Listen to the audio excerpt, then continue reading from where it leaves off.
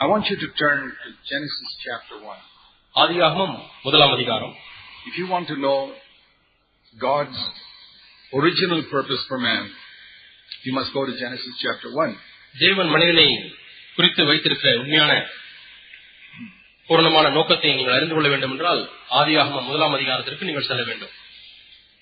And we read there that God, let me take an example. For example, God made one woman for one man there in Genesis 1. நான் உதாரணமாக ஒன்றை எடுத்துக்கொள்ள விரும்புகிறேன். ஒன்றாம் அதிகாரத்திலே தேவன் ஒரு மனிதனையும் ஒரு மனுஷியையும் சிருஷ்டித்தார். And in Genesis 2 that is explained in more detail that God brought one woman to Adam to be his wife. இரண்டாம் அதிகாரத்திலே இன்னும் சற்று தெளிவாக விளக்கங்கள் கொடுக்கப்பட்டிருக்கிறது. தேவன் ஒரு மனுஷியை ஆதாமுக்கு துணையாக கொண்டு வந்தார். So Adam did not have a choice saying, oh, I don't like her, I want somebody else. எனக்கு இந்த பெண் பிடிக்கவில்லை, எனக்கு வேறு ஒரு பெண் வேண்டும் என்றுதானே ஒரு தெரிந்து கொள்ளுதல் ஆதாமுக்கு கொடுக்கப்படவில்லை. தேவன் கொடுத்ததை தான் அவன் ஏற்றுக்கொள்ள வேண்டியிருந்தது. God's perfect plan was that there should be one woman for one man. ஒரு மனிதனுக்கு ஒரு மனுஷிதான் இருக்க வேண்டும் என்பது தேவனுடைய ஒரு பூரணமான முழுமையான திட்டமாக இருந்தது. When they are married for life. அவர்களுக்கு திருமணமாகும் பொழுது வாழ்க்கை முழுதுமாக இருவரும் வாழ வேண்டும். But when you come to Deuteronomy, உபாகமம் வரும்பொழுது in chapter 24, 24ஆம் அதிகாரம், this is also the law of God. இதுவும் தேவனுடைய பிரமாணம் தான். He says here in verse 1, when a man takes a wife and she finds no favor in his eyes, then he writes a certificate of divorce and sends her out, and she leaves and goes and becomes another man's wife. 24ஆம் அதிகாரம் உபாகமம் 1ஆம் வசனத்திலே, ஒருவன் ஒரு ஸ்திரியை விவாகம் பண்ணி கொண்ட பின்பு அவளிடத்தில் லட்சியமான காரியத்தை கண்டு அவள் மேல் பிரியமற்றவனானால் அவன் தள்ளுதலின் சீட்டை எழுதி அவள் கையிலே கொடுத்து அவளை தன் வீட்டிலிருந்து அனுப்பிவிடலாம். So how is this? Does God change his mind? எப்படி தேவன் தம்முடைய மனதை மாற்றிக்கொள்ளுகிறவராய் இருக்கிறாரா? No. இல்லை. God never changes. தேவன் ஒருபோதும் மாறுகிறவர் அல்ல. But there is such a thing as God's perfect will and his permissive will. தேவனுடைய பூரணமான சித்தம் என்று ஒன்று இருக்கிறது, தேவன் அனுமதிக்கின்ற சித்தம் என்று இன்னொன்று இருக்கிறது. There are many things that God has his perfect plan for man. தேவன் மனிதனுக்கென்று அநேக பூரணமான முழுமையான திட்டங்களை வைத்திருக்கிறார். That is his best. அதுதான் அவருடைய சிறந்த திட்டம். But if a man does not accept his best, then God says, okay, you take the second best. மனிதன் அது தேவனுடைய முழுமையான திட்டத்தை ஏற்றுக்கொள்வதற்கு மனமில்லை என்றால் சரி, இரண்டாம் தரமான இந்த திட்டத்தையாவது ஏற்றுக்கொள்ள என்று சொல்லுகிறார். You take third best, fourth best, 10th best. அல்லது மூன்றாவது நிலையில் இருக்கக்கூடிய திட்டத்தை ஏற்றுக்கொள், நான்காவது, ஐந்தாவது என்று அவர் குறைத்துக் கொண்டே போகிறார். It's just like us with our children. நாமும் நம்முடைய பிள்ளைகளுக்கு இடைப்படுகிறது போலவே. Supposing you have a child and you have great plans for that child. உங்களுக்கு ஒரு குழந்தை இருக்கிறது, அந்த குழந்தைக்கு நீங்கள் பெரிய திட்டங்களை எல்லாம் வைத்திருக்கிறீர்கள். Most of the parents in India want their children to be graduates and engineers like that. இந்தியாவிலே அநேக பெற்றோர்கள் தங்களுடைய பிள்ளைகள் பட்டதாரியாக மாற வேண்டும், இன்ஜினியர்களாக மாற வேண்டும் என்று விருப்பம் கொண்டிருக்கிறார்கள். But supposing a child after PUC says, no, I am not interested in all that. +2 படித்து முடித்த உடனே எனக்கு மேற்படிப்பிலே விருப்பம் இல்லை என்று அந்த பையன் சொல்கிறான். What do you do? நீங்கள் என்ன செய்வீர்கள்? You say, okay, my best plan for you was this, but okay, you take a second best plan. என்னுடைய பூர்ணமான திட்டம் நீ ஒரு பொறியாளராக மாற வேண்டும், சரி அது முடியவில்லை என்று சொன்னால் அடுத்து இருக்கக்கூடிய ஒரு படிப்பை தேர்வு செய்து கொள் என்று சொல்லுவோம். I mean, that was not your perfect plan for your son. உங்களுடைய மகனுக்கு அது ஒரு பூர்ணமான திட்டம் அல்ல. But because he is lazy or doesn't want to study, you say, okay, and you take second best plan. அவன் சோம்பேறித்தனமா இருக்கிறபடினாலே, விருப்பம் இல்லாதபடினாலே, சரி இரண்டாவது காரியத்தை தேர்வு செய்து கொள் என்று சொல்லுகிறீர்கள். That is the experience of many parents. இதுதான் அநேக பெற்றோருடைய அனுபவமாக இருக்கிறது. And that is also the experience of God with his children. தேவனும் தம்முடைய பிள்ளைகளிடத்தில் இப்படிப்பட்ட அனுபவத்தை தான் கொண்டிருக்கிறார். Now when you come to Matthew chapter 19, மத்தேயு 19ஆம் அதிகாரத்துக்கு நீங்க வரும்பொழுது, we read that the Pharisees came to Jesus in verse 3 and asked him a question. 3ஆம் வசனத்திலே பரிசேயர் இயேசுவிடத்திலே வந்து ஒரு கேள்வியை கேட்கிறார்கள். And said, Is it lawful for a man to divorce his wife? ஒரு மனைவியை தள்ளிவிடுவது நியாயம் என்று சொல்கிறார்கள்.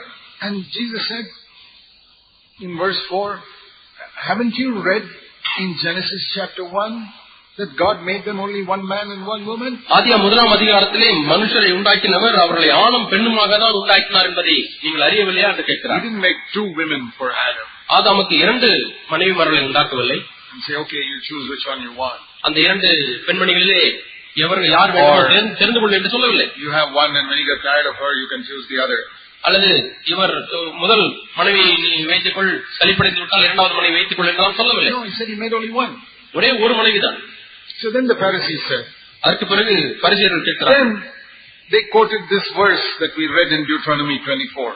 உபாகமம் 24ஆம் அதிகாரத்தை தற்போது வாசித்த அந்த வசனத்தை அடிக்கோடிட்டு காண்பிக்கிறார். Verse 7, then why did Moses say that you can give a certificate of divorce and send her away? அப்படியானால் தள்ளுதல் சீட்டை கொடுத்து அவளை தள்ளிவிடலாம் என்று மோசே ஏன் கட்டளையிட்டார்? Now read this very important verse. இந்த மிக முக்கியமான வசனத்தை இப்பொழுது நீங்கள் வாசியுங்கள். All of you, this is application for us now. இப்பொழுது இந்த வசனம் தான் நமக்கு பொருந்துகிற வசனமாய் இருக்கிறது. My subject is not divorce. என்னுடைய பாடமானது விவாகரத்து அல்ல. My subject is not marriage. என்னுடைய பாடமானது திருமணமும் அல்ல. My subject is the victorious Christian. நான் பேசக்கூடிய கருப்பொருள் என்னவென்றால் ஒரு ஜெயம் கொள்ளுகிற கிறிஸ்தவ வாழ்க்கை. I'm trying to show you a principle here that you need to understand to come to that victorious life. இந்த ஜெயம் கொள்ளுகிற வாழ்க்கைக்குள்ளாய் வருவதற்குரிய வேதத்தில் காணப்படுகிற கோட்பாட்டை உங்களுக்கு நான் காண்பிக்க விரும்புகிறேன். Why did God, who said only one man for one woman, permit after nearly 2500 years, why did he permit divorce? ஒரு மனிதனை ஒரு மனைவிக்கென்று நியமித்த தேவன் ஏன் கிட்டத்தட்ட 2500 ஆண்டுகள் கழித்து விவாகரத்தை அனுமதித்தார்? Here Jesus gives the answer which nobody knew before. இதற்கு முன்பாக யாரும் அறியாதிருந்த அந்த பதிலை இப்பொழுது இயேசு இங்கே சொல்கிறார். God's perfect will was one man for one woman.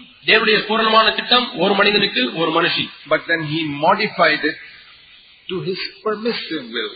இப்பொழுது அதை சற்று மாற்றி அவர் அனுமதிக்கக்கூடியதான ஒரு சித்தத்திற்கென்று அதை கொண்டு வருகிறார். When man does not choose God's best, God says, okay, choose a lower level. தேவனுடைய சிறந்த திட்டத்தை மனிதன் தெரிந்து கொள்வதற்கு விருப்பமற்றவனாக இருப்பான் என்று சொன்னால் சரி, அடுத்த நிலையில் இருக்கக்கூடியதையாவது தெரிந்து கொள்ள என்று சொல்கிறார். Like you want your son to be a graduate or an engineer.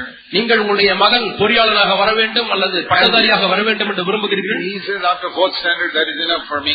4ஆம் வகுப்பு படித்தவுடனே இதுவே போதும் அப்பா என்று சொல்கிறான்.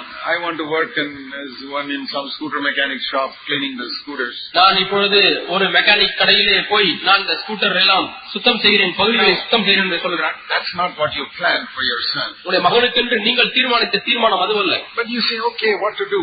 சரி, என்ன செய்வது? Instead of sitting at home doing nothing, okay, go and work in the scooter mechanic shop and clean the scooters. ஒன்றும் செய்யாமல் வீட்டிலே சும்மா உட்கார்ந்திருப்பதை பார்க்கலாம். சரி, மெக்கானிக் கடையிலே போய் ஏதோ சுத்தம் செய்து சம்பாதித்து விட்டு வா என்று அனுப்புகிறார்.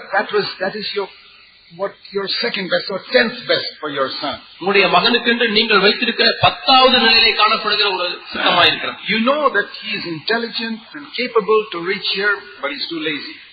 அவனுக்கு புத்தி கூர்மை இருக்கிறது, கண்டிப்பாக முதல் தரமான சித்தத்தை அவன் அடைய முடியும், ஆனாலும் அவன் சோம்பேறித்தனமாக இருக்கிறான். So you allow him to choose something which according to your mind is 10th best.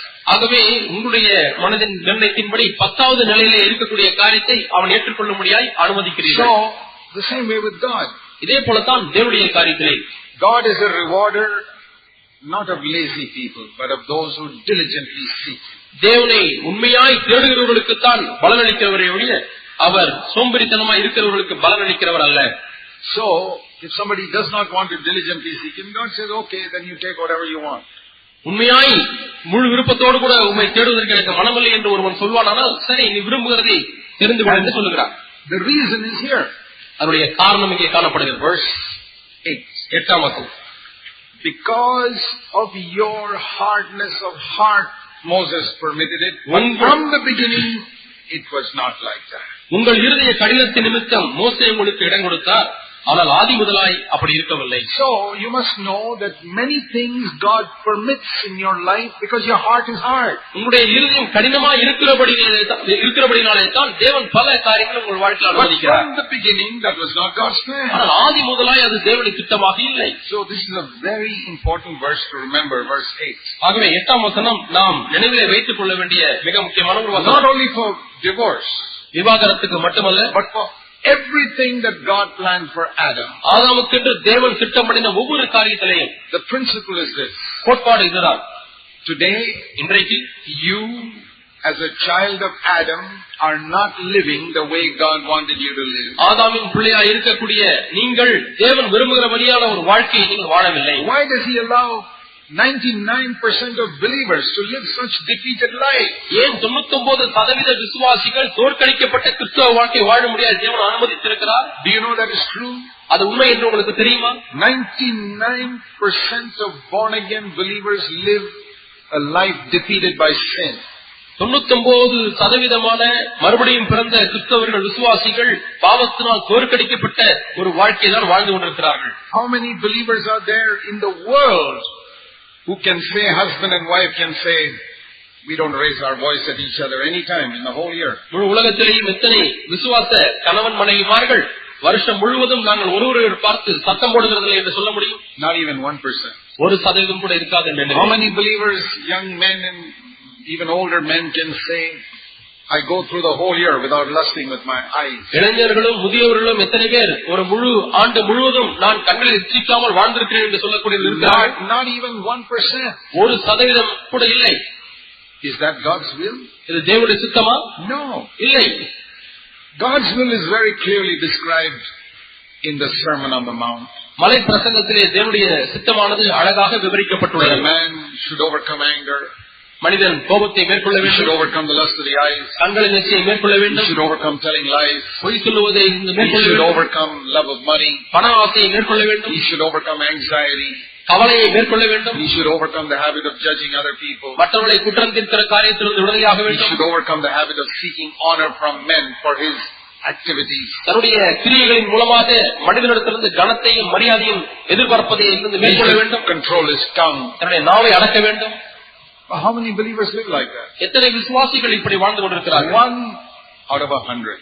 100 பேருக்கு ஒருவர் தான் இப்படி வாழ்கிறார்கள். I'm not talking about Christians. I'm talking about born again believers. நான் கிறிஸ்தவர்களை பற்றி இப்பொழுது பேசவில்லை, மறுபடியும் பிறந்த விசுவாசிகளை குறித்து பேசிக் கொண்டிருக்கிறேன். Then there are some Christians who belong to churches which believe in the baptism in the Holy Spirit. பரிசுத்தாவின் அபிஷேகத்தை நம்புகிற சபையை சேர்ந்த சிலர் இருக்கிறார்கள். Do they have this type of victorious life? அவர்களுக்கு இப்படிப்பட்ட ஒரு ஜெயமுள்ள கிறிஸ்துவ வாழ்க்கை இருக்கிறதா? No. இல்லை. They speak in tongues but they are defeated in their life. அந்நிய பாஷை பேசுகிறார்கள், வாழ்க்கையிலே தோற்கடிக்கப்பட்ட வாழ்வு வாழ்ந்து கொண்டிருக்கிறார்கள். Even there you find only 1% have got victory. அங்கேயும் கூட 1% மட்டுமே வெற்றி பெற்றவர்களாய் இருக்கிறார்கள். What about the other 99%? மீதி உள்ள 99% குறித்து என்ன? They may go to heaven, I don't know, that is up to God. பரலோகத்துக்கு செல்வார்கள், அது தேவனை பொறுத்த காரியம். I don't know. எனக்கு தெரியாது. But this I know. ஆனா இது எனக்கு தெரியும். That on earth they are not fulfilling God's will. பூமியிலேயே அவர்கள் தேவனுடைய பரிபூர்ண திட்டத்தை நிறைவேற்றாமல் வாழ்ந்து கொண்டிருக்கிறார்கள். They are not living in God's perfect will. தேவனுடைய பரிபூர்ணமான சித்தத்துக்குள்ளாக அவர் வாழ்வதில்லை. They are living in God's permissive will. தேவன் அனுமதிக்கிற சித்தத்திலேயே வாழ்ந்து கொண்டிருக்கிறார்கள். Now forget about everybody else in the world. உலகத்தில் உள்ள மற்ற எல்லாரையும் மறந்து விடுங்கள். You know there are many Christian churches where in the Sunday meeting they only speak about all the bad things in other churches. ஞாயிற்றுக்கிழமை கூட்டங்களிலே சில சபைகளிலே மற்ற சபையில் உள்ள கெட்ட காரியங்களையும் குறைகளையும் பற்றியே பேசிக் கொண்டிருப்பார்கள். I never do that in my church. என்னுடைய சபையில் நான் அப்படி செய்கிறதில்லை. If you come to any meeting in our church, எங்களுடைய சபையில் உள்ள எந்த கூட்டத்துக்கு நீங்கள் வந்தாலும் I do not speak about all the things that are wrong in other churches. மற்ற சபைகளிலே இருக்கக்கூடிய தவறுகளை எல்லாம் நான் பேசுவதில்லை. I say the things that are wrong with you. உங்களிலே இருக்கக்கூடிய தவறுகளை தான் நான் பேசுகிறேன். So who am I speaking to now? ஆகவே இப்பொழுது நான் யாரிடத்திலே பேசிக் கொண்டிருக்கிறேன்? I'm speaking to all of you who are sitting here. இங்கே உட்கார்ந்து கொண்டிருக்கிற உங்களிடத்திலே தான் பேசிக் கொண்டிருக்கிறேன். That because of the hardness of your heart, God is allowing you to live at a much lower level than He wants you to live. தேவன் நீங்கள் எந்த நிலையிலே வாழ வேண்டும் என்று விரும்பி இருக்கிறாரோ அந்த நிலையை காட்டிலும் வெகுவாக கீழே தாழ்ந்த நிலையிலே தான் நீங்கள் உங்கள் இருதய கடினத்தின் நிமித்தமாய் வாழ்ந்து கொண்டிருக்கிறீர்கள். What I want you to know is that God wants you to live at a higher level. ஆனாலும் தேவன் மேலான ஒரு கிறிஸ்தவ நிலையிலே நீங்கள் வாழ வேண்டும் என்று விரும்புகிறார். That is God's will. அதுதான் தேவனுடைய சித்தமாய் இருக்கிறது. But whether you live there or not, I don't know. நீங்கள் அந்த நிலையிலே வாழ்ந்து கொண்டிருக்கிறீர்களா இல்லையா என்று எனக்கு தெரியாது. You want your son to be an engineer, but he spends his life cleaning scooters in a mechanic shop. உடைய மகன் என்ஜினியராக வர வேண்டும் என்று நீங்கள் விரும்பி இருந்தீர்கள். இப்பொழுது மகன் என்ன செய்து கொண்டிருக்கிறான்? ஒரு ஸ்கூட்டர் கடையிலே அவன் அங்குள்ள உதிரி பாகங்களை எல்லாம் அவன் கழுவி கொண்டிருக்கிறான். Is that your will for him? மகனை குறித்து நீங்கள் வைத்த சித்தம் அதுதானா? No. இல்லை. You don't hate your son. உடைய மகனை நீங்கள் வெறுப்பதில்லை, பகைப்பதில்லை. You cook your food and take care of him at home. வீட்டிலே சமையல் செய்து மகனுக்கு நீங்கள் சாப்பாடு கொடுக்கிறீர்கள், அவனை பராமரிக்கிறீர்கள். He is not making you happy. ஆனால் அவன் உங்களை சந்தோஷப்படுத்துவதில்லை. Because he is lazy. ஏனென்றால் அவன் சோம்பேறித்தனம் உள்ளவனாக இருக்கிறான். Exactly how many of us are before God. இப்படித்தான் நம்மளே அநேகர் தேவனுக்கு முன்பாக காணப்படுகிறோம். God wants you to live at this level. You say, no, this level is enough for me. தேவன் இந்த நிலையில் நீங்கள் வாழ வேண்டும் என்று விரும்புகிறார். ஆண்டவர் எனக்கு இந்த நிலையே போதும் என்று சொல்கிறீர்கள். And in this case, it's not laziness. It is hardness of heart. இங்கே சோம்பேறித்தனம் அல்ல, ஆனால் கடினப்பட்ட இருதயம். That's what Jesus said, verse 8. 8ஆம் வசனத்தை இதைத்தான் இயேசு சொல்கிறார். Let me read it like this. நான் இப்படி இந்த வசனத்தை வாசிக்கிறேன். Because of the hardness of your heart, Moses permitted you to live at a lower level than God's original standard. உங்களுடைய இருதய கடினத்தின் நிமித்தமாகத்தான் மோசே தேவன் உங்களுக்கு நியமித்த நிலையை காட்டிலும் கீழான நிலையிலே நீங்கள் வாழ்வதற்கு அனுமதி கொடுத்திருக்கிறார். From the beginning, it was not like that. ஆதி முதல் அப்படியாக இருக்கவில்லை. Dear brothers and sisters, அருமையான சகோதர சகோதரிகளே, please remember Matthew 19 verse 8 all your life. மத்தேயு 19ஆம் அதிகாரம் 8ஆம் வசனத்தை உங்கள் வாழ்க்கை முழுவதுமாய் நினைவிலே வைத்துக் கொள்ளுங்கள். And let it speak to your heart. இந்த வசனமானது உங்கள் உள்ளத்திலே பேசட்டும். Let's pray. நாம் ஜெபிப்போம். While our heads are bowed in prayer, நம்முடைய தலைகள் ஜெபத்திலே வணங்கி இருக்கும் பொழுது, for whatever you have heard, I want to invite you to respond to God. நீங்கள் இப்போது கேட்ட காரியங்கள் எதுவாக இருந்தாலும் அதற்கு நீங்கள் தேவனுக்கு பதில் சொல்ல முடியாது. நான் உங்களை அழைக்கிறேன். Will you say, Lord, you have spoken to me? ஆண்டவரே, நீர் என்னிடத்திலே பேசியிருக்கிறீர்கள் என்று நீங்கள் சொல்வீர்களா? And I want to speak to you. நான் உங்களோடு கூட பேச விரும்புகிறேன். I want to turn from my sin. ஆண்டவரே, நான் உங்களிடத்திலே பேச விரும்புகிறேன். நான் பாவத்தை விட்டு திரும்ப விரும்புகிறேன். I am praying in the name of Jesus who came to save me from all my sins. இயேசு என்கிற என்னுடைய எல்லா பாவங்களிலும் என்னை ரட்சிக்க வந்த அந்த நாமத்திலே ஆண்டவரே நான் வருகிறேன். I want to be saved from all my sins. எல்லா பாவங்களிலிருந்தும் நான் ரட்சிக்கப்பட வேண்டும். Thank you, Lord, for hearing me. ஆண்டவரே, என் ஜெபத்தை கேட்டபடியால் உமக்கு நன்றி செலுத்துகிறேன். In Jesus' name. இயேசுவின் நாமத்தில் பிதாவே, ஆமென்.